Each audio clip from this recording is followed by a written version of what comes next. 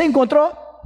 Neemias, capítulo 2, versículo 9 até o versículo de número 20. Diz assim a palavra do nosso Deus: Então fui aos governadores da além do Eufrates e lhes entreguei as cartas do rei. Ora, o rei tinha enviado comigo oficiais do exército e cavaleiros. Disto ficaram sabendo Sambalate, o horonita, e Tobias, o servo amonita, e muito lhes desagradou que alguém viesse a procurar o bem dos filhos de Israel. Cheguei a Jerusalém, onde estive 3 dias. Então, à noite, me levantei e uns poucos homens comigo.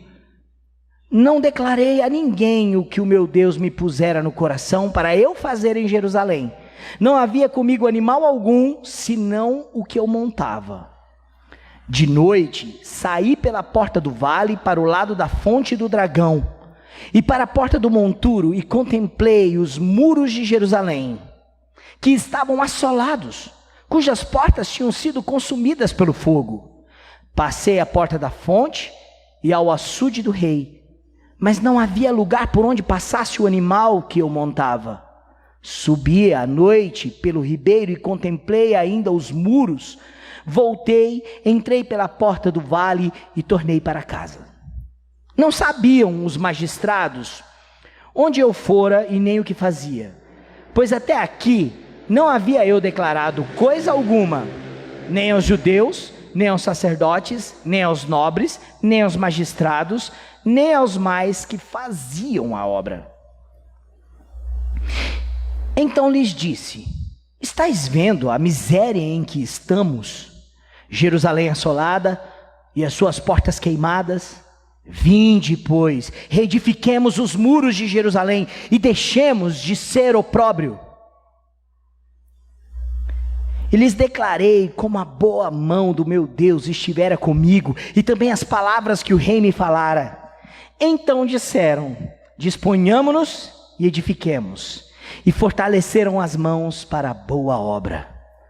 Porém, Sambalate, o horonita, Tobias, o servo amonita, e Gesem, o arábio, quando souberam, zombaram de nós e nos desprezaram e disseram: que é isso que fazeis? Quereis rebelar-vos contra o rei? Então lhes respondi: o Deus dos céus é quem nos dará bom êxito. Nós, seus servos, nos disporemos e reedificaremos. Vós, todavia, não tendes parte, nem direito, nem memorial em Jerusalém. A história de Neemias é cercada por sucesso.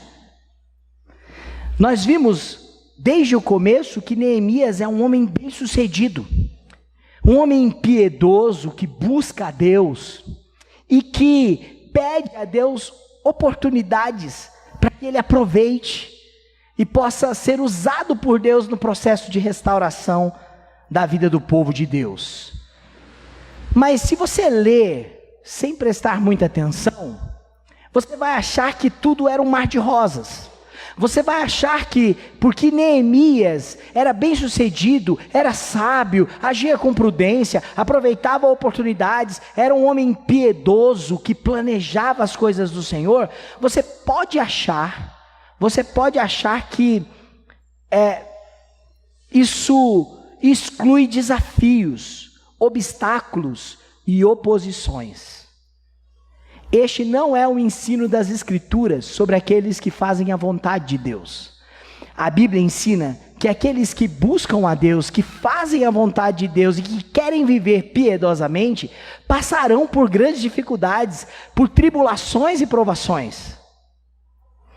Quando Neemias se dispôs a cumprir o propósito de Deus para restaurar a cidade de Jerusalém, Neemias aprende que haverá desafios que ele precisará vencer. Haverá dificuldades que vão aparecer nesse percurso. Então Neemias aprende e aplica o desafio de vencer em meio às dificuldades. Na vida da gente também é assim. Quando nos dispomos espiritualmente para buscar a vontade de Deus, Não podemos desistir em meio aos obstáculos. Não podemos desistir em meio à oposição. Não podemos parar e estagnar por causa das dificuldades. Por isso eu separei 3 lições que Neemias nos ensina sobre vencer em meio às dificuldades.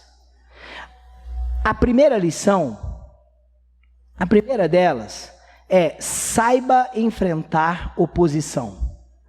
Aprenda a enfrentar oposição. Observe o versículo 10. Lá no versículo 10, logo que Neemias volta para Jerusalém, logo que ele se dispõe, que ele chega em Jerusalém, que as pessoas veem os soldados acompanhando a guarda real do Império Persa, fazendo a segurança de Neemias. Provavelmente Neemias gastou 3 meses de viagem, 1.500 quilômetros, com cartas que permitia que ele passasse nas fronteiras do Império Persa, que dominava todo o mundo antigo.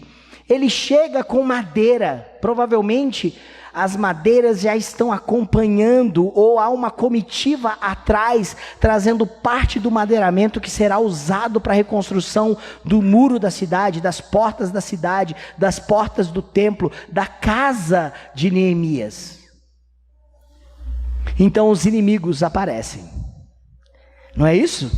No versículo 10 nós vemos: disto ficaram sabendo Sambalate, o horonita, e Tobias, o servo amonita. Os inimigos, a oposição ficou sabendo. Agora, observe a continuidade do versículo 10. A frase final do versículo diz: muito lhes desagradou que alguém viesse a procurar os bens dos filhos de Israel. Desagradou a Tobias, a Sambalate, que alguém viesse procurar o bem dos filhos de Israel. Meu irmão, minha irmã, isso nos ensina que buscar a vontade de Deus e vivê-la não exclui oposição. Pelo contrário, saiba que quando você pertence a Cristo, ama a Cristo e segue a Cristo, assim como o mundo odiou a Jesus, assim como ele perseguiu a Cristo, ele também odiará os seus discípulos. Isso, inclusive, é algo que Jesus nos ensinou no Evangelho de João, no capítulo 15. Não fiquem admirados se o mundo odeia vocês. Eles odiaram primeiro a mim. Quando você busca a vontade de Deus para a sua vida familiar, para a sua vida pessoal, quando você faz um compromisso de pertencer ao Senhor, de renovar os seus votos quando você foi batizado e assumiu em pública a profissão de fé, o dever de seguir ao Senhor, de trabalhar na causa do Senhor, de viver em santidade, de amar a palavra, de conhecer a palavra, de servir com a igreja, isso ficou para trás, e você firma um compromisso de restaurar essas coisas, você terá oposição. Assim como Neemias, voltando para Jerusalém, para fazer a vontade de Deus em restaurar o culto, restaurar a adoração, restaurar a cidade onde Deus se manifesta no Antigo Testamento, Neemias também encontrou oposição. Nem sempre oposição é um sinal que estamos errados. Uma vez eu conversei com um presbítero de uma igreja, não era da nossa. O presbítero falou assim: olha, pastor, na verdade eu não era pastor ainda, eu era seminarista. E ele falou assim: olha, Arão, eu sou presbítero e o meu papel no conselho é ser contra. Eu sou contrário a tudo. Eu me posiciono assim, tudo que chega no conselho, qualquer projeto e tal, eu sou contra. Eu sou oposição, porque eu creio que isso fortalece o conselho. Isso fortalece a igreja, não pode ser tudo assim. Eu falei: meu irmão, você está enganado. Cuidado para você não ser oposição com aquilo que Deus está promovendo na vida da igreja. Cuidado para não ser oposição quando você precisa ser situação de Deus na vida da igreja. Eu não estou falando de política, eu estou falando de vida espiritual. Nem sempre, quando enfrentamos oposições, significa que estamos errados. Significa que estamos fazendo errado. Neemias estava sofrendo oposição porque estava buscando o bem do povo de Deus. Busque o bem da sua casa, busque o bem do seu casamento, busque o bem dos seus filhos. Você vai encontrar oposição. O mundo vai dizer para os seus filhos que você é careta, que você é retrógrado. Você vai encontrar oposição. Talvez de pessoas que você nem esperava, às vezes até da família. Mas busque o bem da sua vida espiritual, da sua vida e do seu relacionamento com Deus. Saiba que o mundo, o diabo e a carne vão se opor contra você.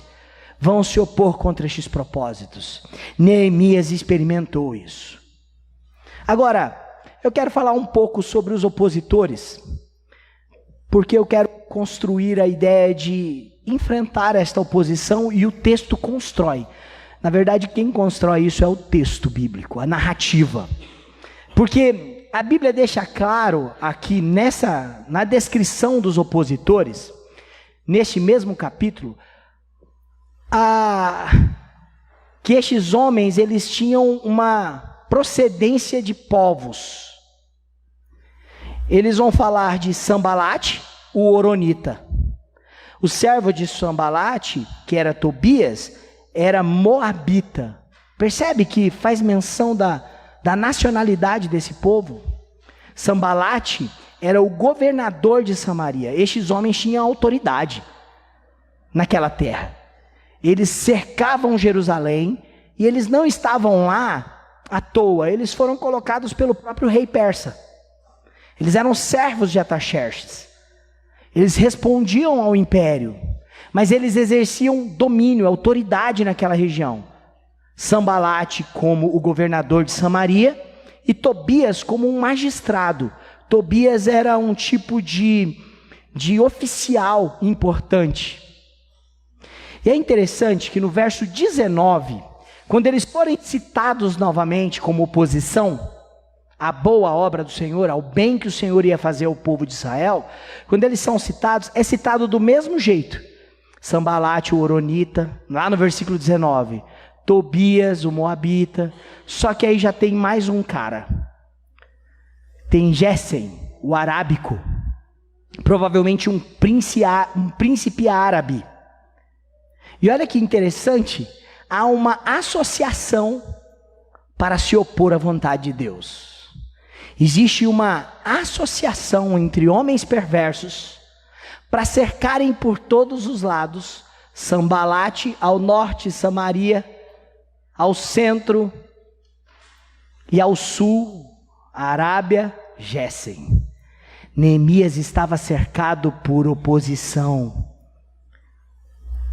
Pessoas más fazem aliança para se opor ao bem.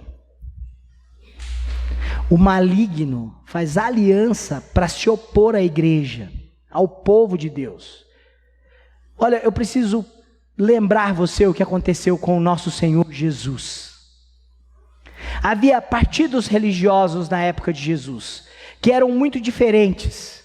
Haviam, por exemplo, os saduceus, que eram um grupo religioso ligado ao templo. E os saduceus, eles tinham um estilo de vida religiosa muito diferente dos fariseus, que estavam ligados à sinagoga.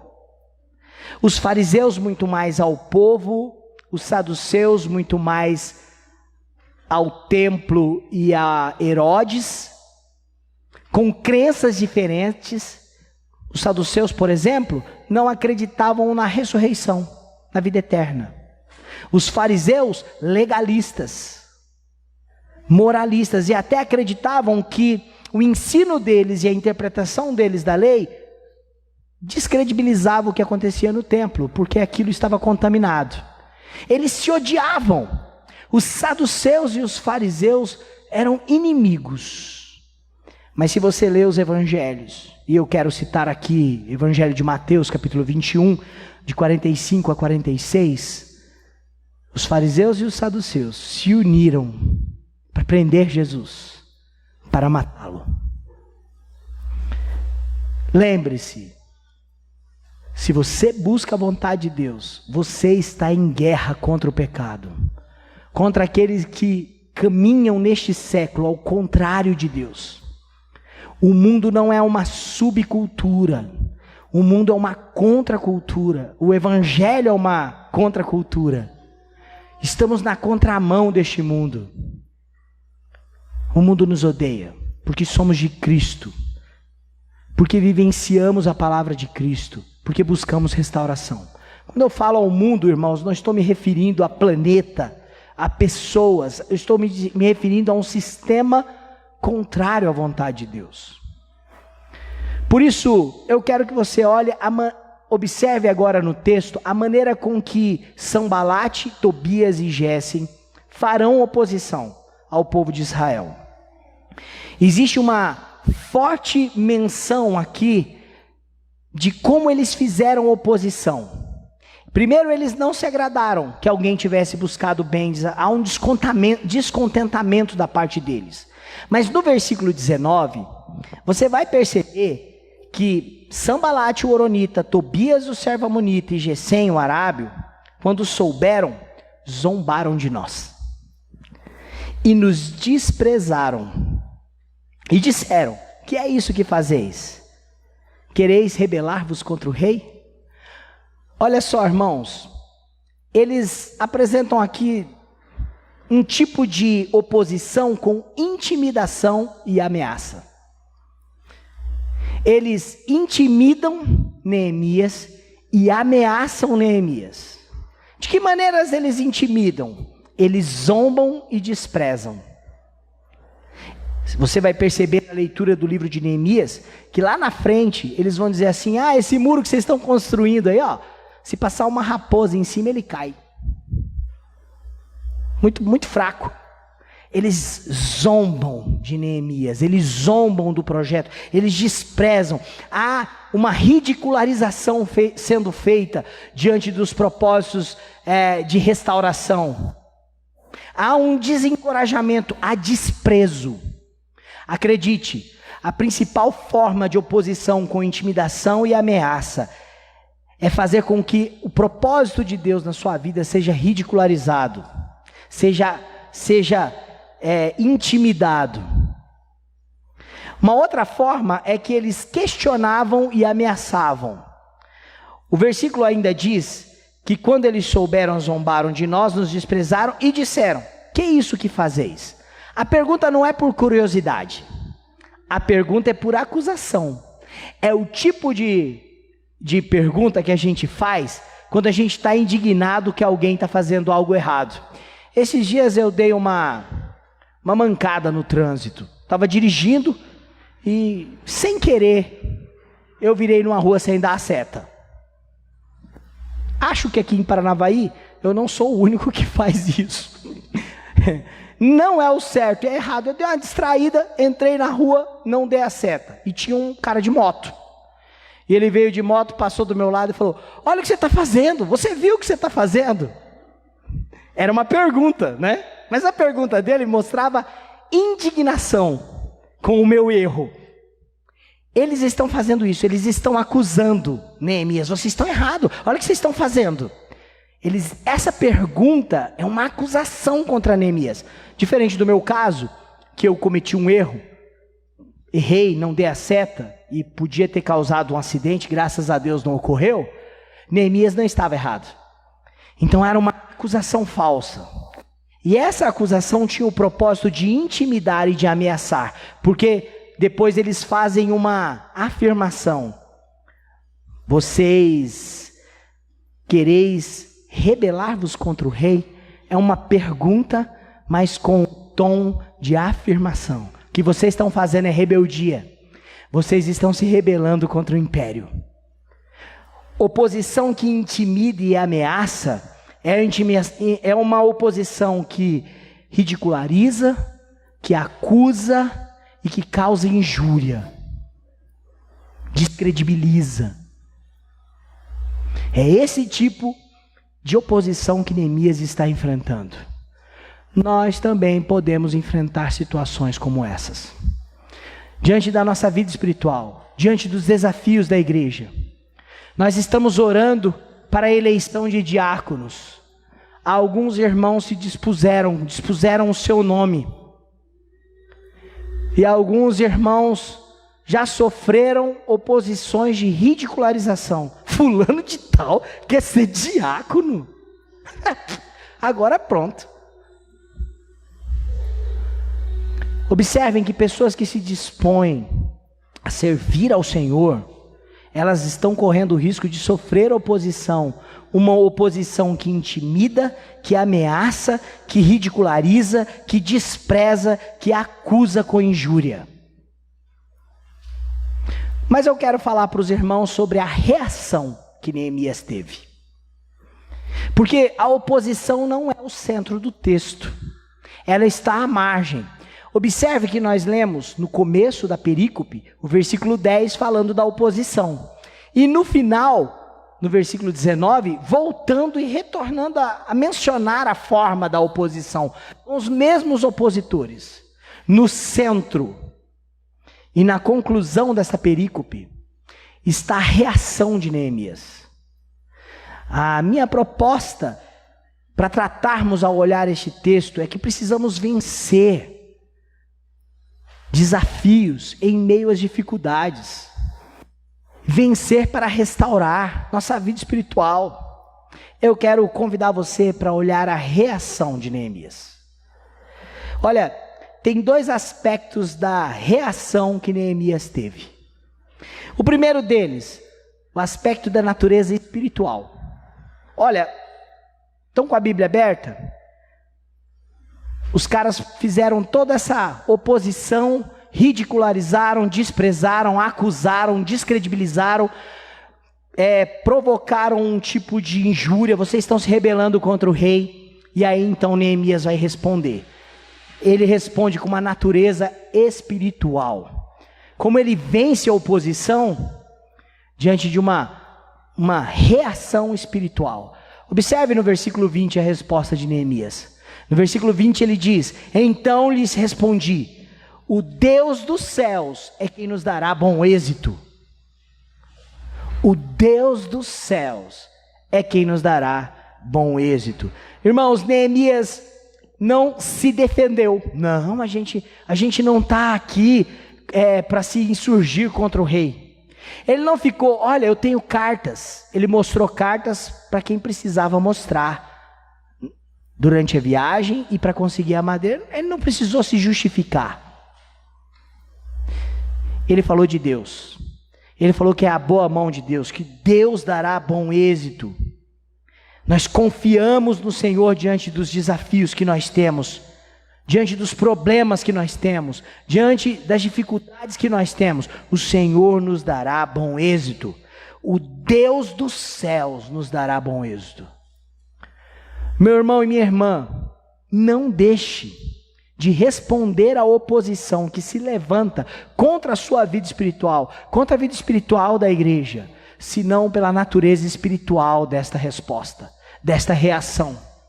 Nós não estamos trabalhando para nós mesmos, nós não estamos servindo a nós mesmos, nós estamos buscando os desígnios do Deus Altíssimo. Quando Neemias fala Deus dos céus, ele se refere ao Deus Altíssimo, grandíssimo, soberano. É Ele quem nos dará bom êxito. Concentre a sua confiança nisso, a sua esperança nisso. Confie no Senhor.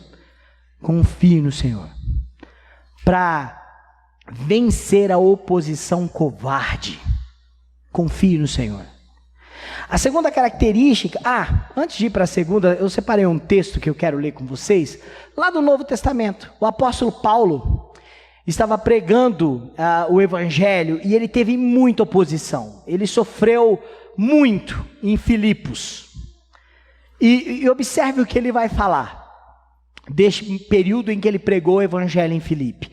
1 Tessalonicenses 2, versículo 2. Olha o que Paulo diz. 1 Tessalonicenses 2:2, mas apesar de maltratados e ultrajados em Filipos, como é de vosso conhecimento, tivemos ousada confiança em nosso Deus, para vos anunciar o evangelho de Deus, em meio a muita luta.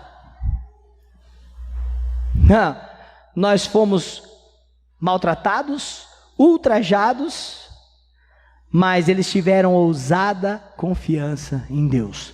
Vença a oposição covarde, cruel, que descredibiliza, que acusa com injúria.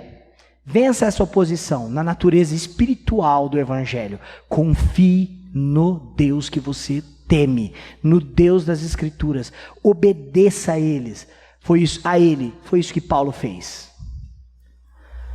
Segunda característica de reação de Neemias é a natureza física. Coloquei natureza física, durante a semana mudei para natureza emocional, mas eu mantive física, porque levou à ação, uma ação física. No versículo 20, na parte B, depois dele dizer que, olha, o Deus dos céus, o Deus Altíssimo, vai nos dar bom êxito, ele diz assim: nós, seus servos, nos disporemos e reedificaremos. O que ele falou para os inimigos, para os opositores? Nós somos servos e nós vamos fazer o que o Senhor manda. Nós vamos nos prontificar e vamos reedificar. É isso que nós vamos fazer, ação. Nós vamos agir, nós estamos dispostos a servir. Há uma disposição na vida de Neemias e do povo de Deus que está sendo motivado por ele. Por isso, meu irmão e minha irmã, reaja de uma forma física, de uma forma ativa. Nós nos disporemos. Quantas vezes eu enfrentei uma oposição e desisti? Quantas vezes eu enfrentei oposição e fiquei desanimado? Neemias agiu positivamente. Irmãos, não acredite você que esse sermão está entrando na área do coaching, do sermão motivacional. Tenha pensamento positivo, faça para o Senhor. Não é isso não. É que a confiança em Deus produz atitudes. A dependência de Deus me coloca no lugar certo. Eu sou servo e eu estarei disposto para reedificar. Esses dois tipos de reação, a natureza espiritual e a natureza física, gera legitimidade na ação de Neemias. Observe a palavra legítimo. Ela não aparece no texto, mas no contexto todo da história, sim. O que acontece logo então? Qual é o resultado que Neemias experimenta na sua resposta à oposição? Há uma natureza espiritual, a boa mão do nosso Deus nos dará êxito, Deus Altíssimo, e nós estamos dispostos a servi-lo. Nós vamos construir esse muro, essas portas, o templo, nós vamos reconstruir essa cidade. Aí olha como é que termina o verso 20. O verso 20 termina assim: vós todavia não tendes parte, nem direito, nem memorial em Jerusalém. É legítimo o que nós estamos fazendo. Vocês não têm parte aqui. Vocês não têm legitimidade para se intrometer nesse assunto. Neemias estava sendo mal criado? O que vocês acham? Parece que ele está sendo mal criado. Parece que ele está dizendo assim: não se meta onde vocês não são chamados. Ele está dizendo isso, tá? Ele está dizendo: não se meta onde vocês não são chamados. Vocês não têm legitimidade aqui. Ele está dizendo exatamente isso. Mas ele não está sendo mal educado. Ele não está sendo grosseiro. Ele está apontando para aquilo que é legítimo diante do Senhor. Vós, todavia, não tendes parte aqui. Vocês não têm direito. Vocês não têm memorial em Jerusalém. Lembra que eu chamei a sua atenção para a nacionalidade dos opositores? Agora eu quero explicar melhor. Sambalate, Horonita, Tobias, Amonita. Estes dois povos, quando o povo saiu do Egito, não serviram Israel, não deram livre passagem, não cuidaram do povo de Deus, fecharam as fronteiras, contrataram um mercenário espiritual, Balaão, para amaldiçoar o povo de Deus no deserto. Não deram pão e nem água para o povo de Deus. Em Deuteronômio, capítulo 23, verso 3, Deus dá uma ordem para o povo de Israel. Veja bem, olha, o povo de Israel saiu do Egito e passou pela terra dos Amonitas, passou pela terra dos Moabitas, e ao passarem por essas fronteiras para ir para a terra prometida, eles precisavam de água, eles precisavam estreitar distâncias, para não ter que dar a volta. Então eles pediram permissão para entrarem com o povo nas fronteiras dos Moabitas e dos Amonitas, e eles não permitiram. Eles pediram permissão para beberem da sua água e dos seus poços, para darem água aos seus animais, e eles não permitiram. Quando eles estavam acampados no deserto e o Senhor já fizera sair água da rocha e salvado o seu povo da sede, eles contratam Balaão para amaldiçoá-los, para perverter o povo de Israel. O objetivo dos Moabitas e dos Amonitas não era o bem do povo de Israel, desde o começo de sua história. E na verdade eles não estavam sendo rebeldes contra o povo de Israel, eles estavam sendo rebeldes contra o Senhor. Deus corrigiu Balaão, Deus derrotou os Amonitas. Agora, o que Neemias está fazendo é mostrando a legitimidade do direito deles de reconstruir Jerusalém. Quero ler para você Deuteronômio 23, 3. Nenhum amonita, é Deus que está falando isso, ou moabita entrará na Assembleia do Senhor. Nem ainda a sua 10ª geração entrará na Assembleia do Senhor eternamente. Eles buscaram o mal do povo de Deus, irmãos, e por isso ficaram fora da Assembleia de Deus. Não da igreja, denominação, mas do pacto, do direito legítimo de fazer parte do povo de Deus. Neemias está sendo duro? Está, mas está agindo com legitimidade. Ele está dizendo: vocês não têm parte aqui, vocês não têm direito aqui, nem memorial aqui vocês têm. Não se intrometam, não se intrometam. O que nós estamos fazendo é legítimo. Quando você obedece os mandamentos de Deus, quando você busca a vontade de Deus, isso traz legitimidade espiritual.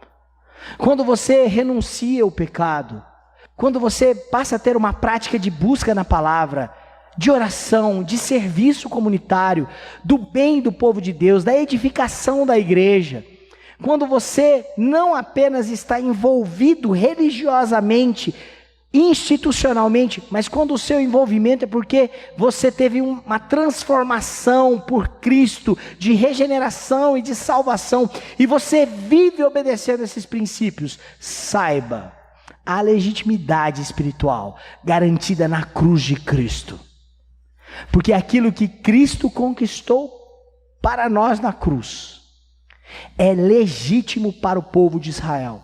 Eu gostaria de falar de alguma dessas legitimidades conquistadas na cruz. A nossa justificação. Não somos justos, mas a justiça de Cristo é imputada em nós. Por isso, Ele nos justifica.